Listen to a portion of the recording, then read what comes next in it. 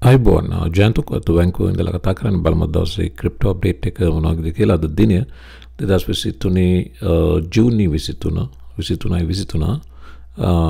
සිකුරාදා දවස මේ මොහොත වෙනකොට මාකට්ස් සයිඩ්වේස් මූව් වෙනවා 0.77 ඩවුන් බව පෙන්නනවා ග්ලෝබල් ක්‍රිප්ටෝ මාකට් කැප් එක 1.17 ට්‍රිලියන් අද දවසේ අපි බබල්ස් බලනවා නම් මෙන්න මේ වගේ මික්ස් මාකට් එකක් තියෙන අපිට පේනවා massively pump වෙච්ච tokens තියෙනවා වගේම slightly down වෙච්ච tokens උත් තියෙනවා අද දවසේ perform කරන tokens අතරේ අපිට පේනවා VeChain FTT tokens PP වගේ ඒවා ඉන්නවා විශේෂ altcoin දෙකක් කතා කරනවා ඒ නිසා මේ වීඩියෝ එක අවසන් වෙනකන් කරලා ඉන්න ඔයාලට වැදගත් වේවි මේ මොහොතේ අපි බැලුවොතින් futures market එකේ තත්ත්වය US futures fall as Wall Street heads for a losing week එක දිගටම හිතන සති 3ක් හෝ 4ක green streak එකකට පස්සේ pull back වෙන සතියක් US stocks වලට මේක දැන් දෙපැත්තට යන පටන් ගන්න තියෙනවා මුලින් stocks ගියා crypto වැටෙනවා ඊට පස්සේ දැන් stocks වැටෙනවා crypto pump වෙනවා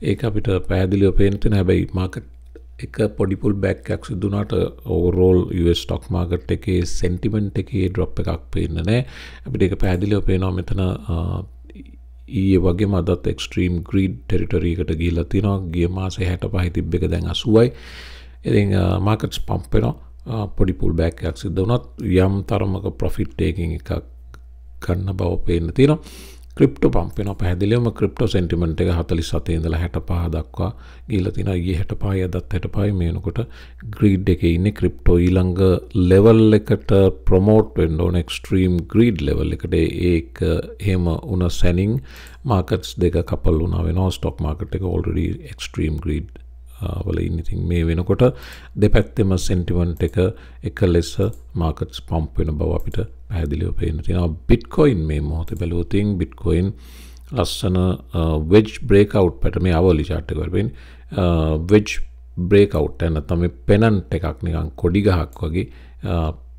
කොඩි ගහක් වගේ ෆෝමේෂන් එකක් මේක සාමාන්‍යයෙන් අප් ට්‍රෙන්ඩ් එකක සිදු වුණාම බුලිෂ් බ්‍රේක්අවුට් පැටර්න් එකක් විදිහට අපි සලකනවා මේක බ්‍රේක් වුණා ඊට පස්සේ ෆේක් වුණා දැන් නැවත බ්‍රේක් වෙන්න උත්සාහ කරනවා සාමාන්‍යයෙන් මේ අවසාන රතු කැන්ඩල් එකකින් උඩට ප්‍රයිස් එක ආවොතින් මේක කන්ටිනියු වෙන්න පුළුවන් මේ වගේව සාමාන්‍යයෙන් කන්ටිනියු වෙනවා at least මෙන්න මේ කොඩි ගහේ පෙනන්ට් එකේ මුල පරතරය හා සමාන දුරක් at least breakout එකකින් ඉඳලා යා යුතුයි එහෙම ගියොතින් මේ overhead resistance එකක් අපිට පේනවා මේ resistance level එකට එන්න පුළුවන් මේ previous resistance එක මත කරන් bitcoin මීට කලින් 31000 reach කරලා තමයි වැටුනේ ඊට පස්සේ consolidate වුණා නැවත 31000 වලට එනවා සාමාන්‍යයෙන් මෙතන sellersලා කට අරගෙන බලන් ඉන්නවා short කරන්න ඉතින් ඒ නිසා 31 ආවට පස්සේ යම් කිසි consolidation එකක් හෝ pull back එකක් සිදු වීමට නියමිතයි. ඉතින් දැනට තියෙන තත්ත්වය ඔකයි Bitcoin වල අපිට පේනවා පැහැදිලිවම මේ පහළ තියෙන oscillator එකකිනුත් ලස්සන support එකක් තියෙනවා 20 පැන්න 50 පැන්න දැන් 80 පැත්තට යමින් ඉන්නවා stochastic RSI මේකනුත් පේනවා buyers ලා interested බව Bitcoin obviously buyers ලා interested නැති වුණොත් තමයි පුදුමයි.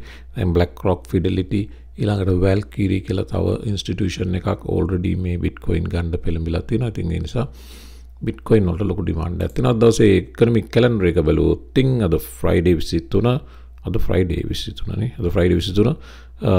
Fed president කෙනෙක් කතා කරනවා. ඊ දවසෙත් Fed president ලා දෙන්නෙක් කතා කරා. Chair Jerome Powell ගේ Senate panel එක ඉස්සරහා testify කරා. අද තියෙන services PMI numbers release වෙන ඉතින් මේ තියෙන්නේ එක පෙන්වුවොත් global growth outlook deteriorates on central bank rate hikes raising risks for US and markets මේක globally මේකට තාමත් central bank දැන් ඊ මත ගණන් වලට පෙරේදා 50 basis point වලින් rate hike එකක් ගියා UK වල ඉතින් මේ වගේ ප්‍රශ්න නිසා globally market එක තාමත් තියෙන්නේ uncertain තැනක මේක බලන්න Fed should leave interest rates unchanged for the rest of the year මේ අවුරුද්ද අවසන් වෙනකන් මේ ඔසවපු නම්බර් එක මේ rate hike එක මෙතනින් එහාට වෙනසක් නොකර හෝල් කරන් ඉන්න ඕනේ දැන් ඒගොල්ලන්ගේ plan එකක් තිබ්බේ ඒකයි Federal Reserve එක ඊට පස්සේ යම් ප්‍රමාණයකට rate එක raise කරලා එතන ඉඳලා පෝස් කරලා හෝල් කරන් ඉන්න රේට් කට් එකක් මේ අවුරුද්ද ඇතුළත නැති බව තමයි පේන තියෙන්නේ. ඉතින් මේවත් මාකට් ඩ්‍රොප් වෙන්න ඕවරෝල් මාකට් එකේ මේ නෙගටිවිටි එකට මෙවැනි වූ කතාත් බලපාපු බව මේ වගේ කතා බලපාපු බව මේ ඇට්ලන්ටා ෆෙඩරල් රිසර්ව් ප්‍රෙසිඩන්ට් රෆායල් බොස්ටික් කියපු කතා බලපාපු බව පේන්න තියෙනවා. ඒ වගේම පවල් කියනවා Powell sees a path where inflation cools without significant job loss. Employment market එකට ලොකු damage එකක් නොවි ඉන්ෆ්ලේෂන් එක පහළ යන තත්ත්වයක් පේන්න තියෙනවා කියලා. ඒක යම් ප්‍රමාණයකට සත්‍යයක්. හේතුව පසුගිය කාලේ වර මතක නම් මෙවර ඉන්ෆ්ලේෂන් පීක් එක 9.1 ඊට පස්සේ 9.1 ඉඳලා 4% දක්වා ඩ්‍රොප් වුණා. හැබැයි employment market එක තවමත් strong. දැන් ඊයේ ආපු jobs report එකේ US leading in මේක නෙවෙයි jobs report එක බැලුවොත් jobs මෙතින් jobs report එක මෙතින් 2,64,000 previous month එකේ claims jobless claims ඊට පස්සේ ඊයේ analyst expectation එක තිබ්බේ 2,56,000යි jobless claims ගිය මාසේ ගානමයි. එතකොට jobs market එක ලොකුවට weak වෙලා කඩන් වැටෙන බවක් පේන්නේ නැහැ. හැබැයි inflation එක 4% දක්වා 9.1 ඉඳලා 15ට ඇවිත් තියෙනවා. ඉතින් ඒ කතාව සත්‍යයක් බව පේන්න තියෙනවා. ඇමරිකාවේ job creation එක අඩුවක් නැහැ. මට මතක විදිහට සෑම ක්‍රියාවක් කරන්න සුදුසුකමක් තියෙන එක පුද්ගලයෙකුට job 1.9ක් තියෙනවා. ඒ කියන්නේ ඕන වෙලාවක එළියට බැස්සොත් ජොබ් එකක් තියෙනවා. දැන් කැනඩාව වගේ අපේ දැන් මම ඉන්න නිසා දන්නවා ජොබ්ස් මාකට් එක ඒ වගේ තමයි. එළියට බැස්සොත් කිසි කෙනෙකුට රස්සා නැත්තේ නෑ. අනිත් එක මෙහි අරයා කරන රස්සාව මෙයා කරන රස්සාව කවුරුත් හොයන්නෙත් නෑ. මෙහි ඕන කෙනෙකුට ඕන දෙයක් කරන්න පුළුවන්. දැන් උදාහරණයකට කෙනෙකුට අවශ්‍ය නම් ජොබ් එකක් කරන්න එයාට හොඳ ජොබ් නරක ජොබ් කියලා එහෙම හොය ඉන්න ඕන ජොබ් එකක් කරන්න පුළුවන්. අපි තුමු ස්ටාර්බක්ස් එකේ ගිහිල්ලා බැරිස්ටා කෙනෙක් වෙන්න පුළුවන්. බැරිස්ටා කියන්නේ අර කොෆි හදලා ඒ කස්ටමර්ස් වලට හෙල්ප් කරන ඒ වගේ තැනකින්. නැත්නම් ටිම් හෝටන්ස් කියලා කොෆි ෂොප් එකක් කොෆි ෂොප් ජාලයක් තියෙනවා. ඒ වගේ තැනක මැක්ඩොනල්ඩ්ස් KFC යනවා අපි දන්න නම් මේ ඕන තැනක බර්ගර් කිං ඕන තැනක වැඩ පටන් ගන්න පුළුවන්. ඒක එල්ල බේසික් ස්ටාර්ටර් ජොබ් එක. ඒක කරන ගමන් තව ජොබ් එකක් හොයන්න පුළුවන්. නැත්නම් ඒක කරන ගමන් තව ක්වොලිෆිකේෂන් එකක් හදා ගන්න පුළුවන්. ඒතර අපි හිතමු අපි ස්කෝලේකට යනවා කියලා. දැන් මෙහි ස්කූල් කියලාම තමයි කියන්නේ යුනිවර්සිටි ලෙවල් එකේ ආයතන වලට යන එකටත් කියන්නේ කොලෙජ් යනවා ස්කූල් යනවා කියලා. දැන් ඒ වගේ තැනකට ගිහිල්ලා පාඨමාලාවක් කරලා ක්වොලිෆයි වෙනකන් අපි ඒ සාමාන්‍ය බේසික් ජොබ් එකක් කරනවා. ඒ වගේම මේ ස්කූල් වෙලාවට ඇරලා Tamanට අවේලබල් වෙලාවට ජොබ් එකක් කරන්න මෙහි අවස්ථාවක් තියෙනවා. අපි හිතමු අපි කැම්පස් එකට යනවා කියලා උදේ 9 ඉඳලා දවල් 2 වෙනකම්. එතකොට අපිට මට ජොබ් එකකට අවේලබිලිටි එක දෙන්න පුළුවන්. මම අවේලබල් 3 ඉඳලා රෑ 9 වෙනකම් 3 ඉඳලා හවස 8 වෙනකම් එහෙම කියලා අවේලබිලිටි දෙන්න පුළුවන්. ඊට පස්සේ අපිට හදන රොස්ටර් එක කියලා අපි එකට කියන්නේ. ඒ රොස්ටර් එක හදලා දෙනවා ගොඩක් තැන්වල ඒ අපි අවේලබල් ටයිම් එකට. එහෙම නැතුව උදේට 8:00 ඉඳලා 5 වෙනකම් එන්න ඕන. නැත්නම් ඔයාලට ජොබ් නැහැ. ඒ වගේ කරන්න. ඔයාලට ඕන නම් උදේ 6 ඉඳලා 9 වෙනකම් උනත් කරන්න පුළුවන්. ඒ වගේ ජොබ්ස් ඕන තරම් හොයාගන්න පුළුවන්. සමහර අය පාර්ට් ටයිම් ජොබ් දෙක තුන කරනවා. සතියට පැය 40ක් කරනවා නම් ඒක ෆුල් ටයිම් ජොබ් එකක් විදියට ගණනනවා. ඒ ෆුල් ටයිම් ජොබ් එකක් විදියට කරොත් ඔයාලට හෙල්ත් මෙඩිකල් ඩෙන්ටල් බෙනිෆිට්ස් හම්බ වෙනවා. එතකොට ඔයාලට දන්ත වෛද්‍යවරයෙක් ගාවට ෆ්‍රී යන්න පුළුවන්. ඉන්ෂුරන්ස් එක කවර් වෙනවා. එම්ප්ලොයර් ගෙවනවා. ඩොක්ටර් කෙනෙක් ගාවට යන්න පුළුවන්. සියලු පහසුකම් ෆ්‍රී. එම්ප්ලොයර් ගේ ඉන්ෂුරන්ස් එකෙන් කවර් වෙනවා. ඒ සියල්ල ගොඩක් තැන්වල ෆුල් ටයිම් අයට හම්බ වෙනවා. සමහර තැන්වල පාර්ට් ටයිම් අයටත් හම්බ වෙනවා.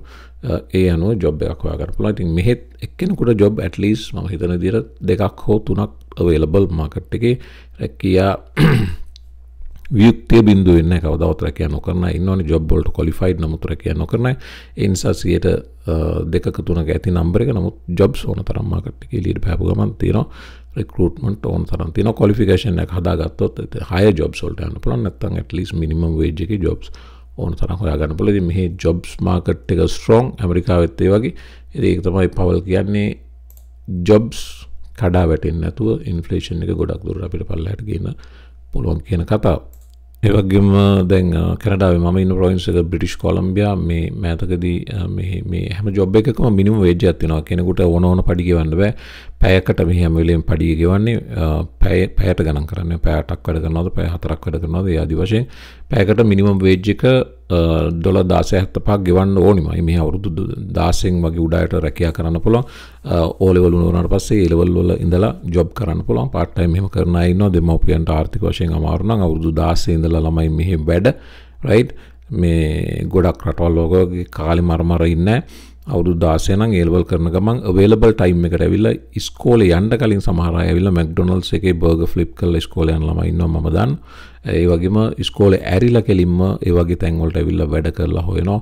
පැය 4ක් වැඩ කරොත් මේ 16.75 වැඩි කිරීම 4 මේ මාසේ පළවෙනිදා ඉඳලා මේ පැයකට ගෙවන කැනේඩියන් ඩොලර් ප්‍රමාණය $16.75 බවට පත් කරා. ඉතින් තරුණ මේ කීයක් හරි හොයාගන්න උනන්දුවක් තියෙන කෙනෙකුට මැෂිම වගේ වැඩ කරන්න පුළුවන්. තරුණ කොල්ලෝ කෙල්ලොන්ට මැෂිම වගේ වැඩ කරන්න පුළුවන්. ඒ වැඩ කරන හැම පැයකටම 16.75ක් ගෙවනවා.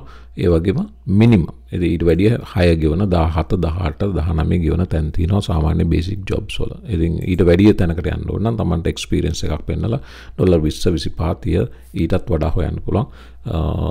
qualified professional qualification එකක් තියෙන අයට. ඉතින් මේ වගේ තමයි මේ jobs market එක සිද්ධ වෙන්නේ. ඒක අමතර කාරණාවක්. අපි ක්‍රිප්ටෝ ගැන කතා කරමු එන්න දෙවෙනි වීඩියෝ එකට. ඊටු විස්තර ටික ෂෙයා කරගමු.